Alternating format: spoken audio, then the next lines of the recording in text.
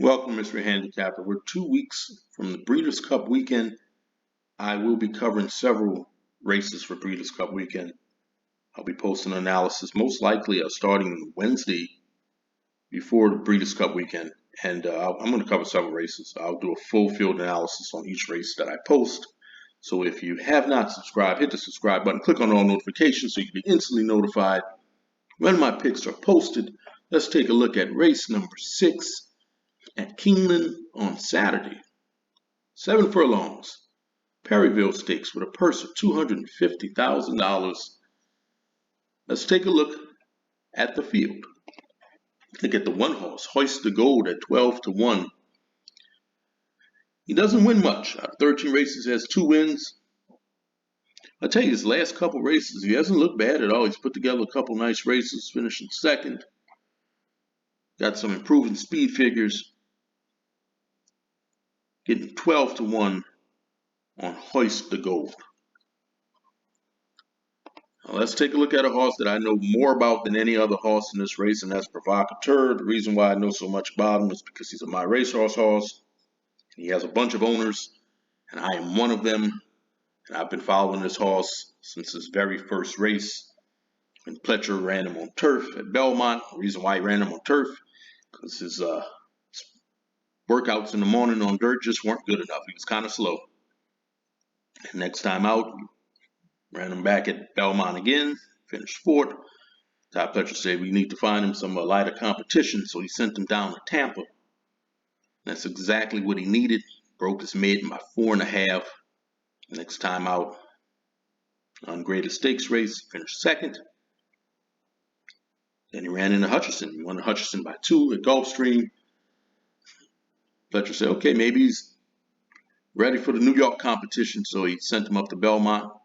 Did pretty good, only lost by a neck in Gold Fever. Got kind of ambitious with him and ran him in the grade 1 Woody Stevens. He finished third behind by 11. Then in the Jersey Shore at Monmouth, he won that race by 2. Last time out in the Gallon Bob, I didn't like him in that race. He does well against ungraded stakes races, not necessarily graded stakes races. So in the Gallon Bob, I didn't go with him in that race. I didn't think he would win. He finished 8th. He didn't run his race at all. He's better than that 8th place finish, though. Provocateur is much better than that. He'll be forwardly placed in this race. The morning line says 15 to 1. I can tell you, when the gates open, you're not getting 15 to 1 on this horse. He's going to take some money at the windows. He's a My Racehorse horse. Provocateur has at least 2,000 owners, and they love betting their horses at the window. So you're not getting 15 to 1 on Provocateur on Saturday when that gate opens. Now he is taking on he is in an ungraded stakes race, and he does better in those races. However, this isn't a pushover race. There's a couple solid horses in this race. You got 2 grade 1 winners in Gunite and Pinehurst. He's yet to win at 7 furlongs. Luis Saez is aboard. I'll use Provocateur underneath on my tickets. Let's take a look at Artoria at 5 to 2. Second race out at Belmont, he broke his maiden by 3.25, put up a really nice speed figure. And the next time out, he ran him in a restricted curling stakes at Saratoga, mile and an 8th. He won that by 4.75, put up an even better speed figure. And he got kind of ambitious and put him in a Travers against one of my favorite horses, Epicenter. And well, he finished 6th in that race, losing by 10. He's getting a little class relief in this race. Getting 5 to 2 on Artorias. I'm going to use Artorias at 5 to 2 on my tickets, but here's an interesting DRF formulator fact. Chad Brown, the past 5 years, going from a route to a sprint in dirt stakes races. Out of 21 races, he's only won 3 times. He's winning at 14%.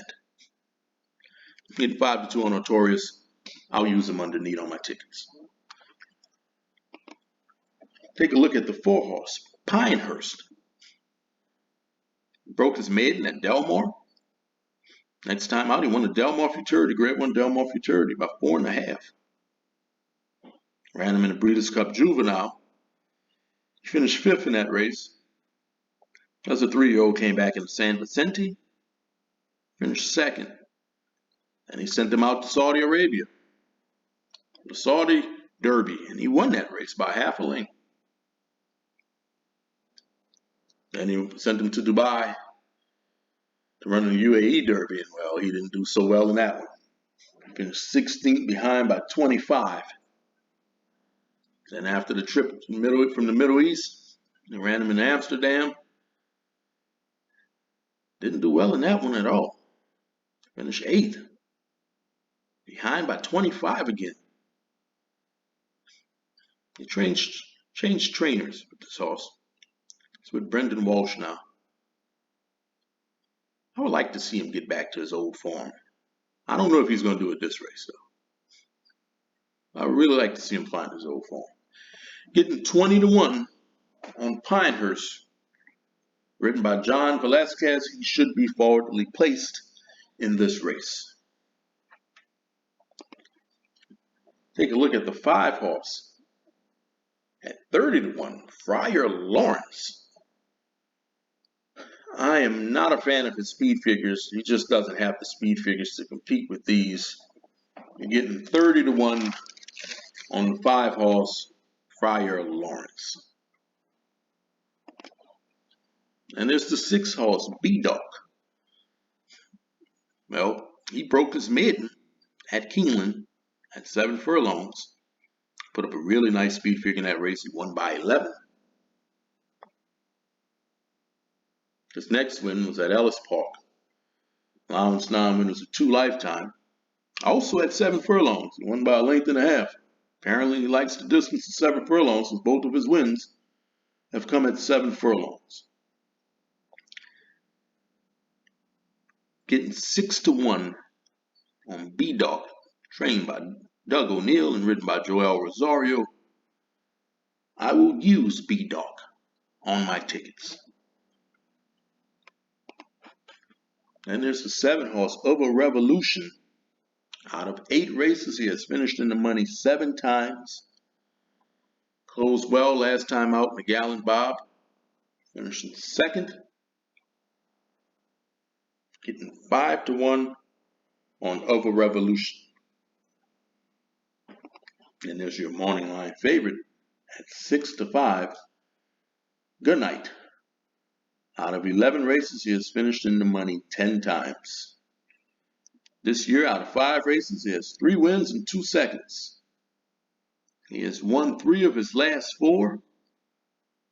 That 2nd place finish in H. Allen Jerkins to Jack Christopher, well, he held his own against Jack Christopher. He's pretty impressive.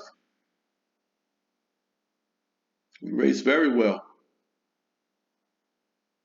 He loves this distance. I think he's going to get a pretty good trip in this race, too.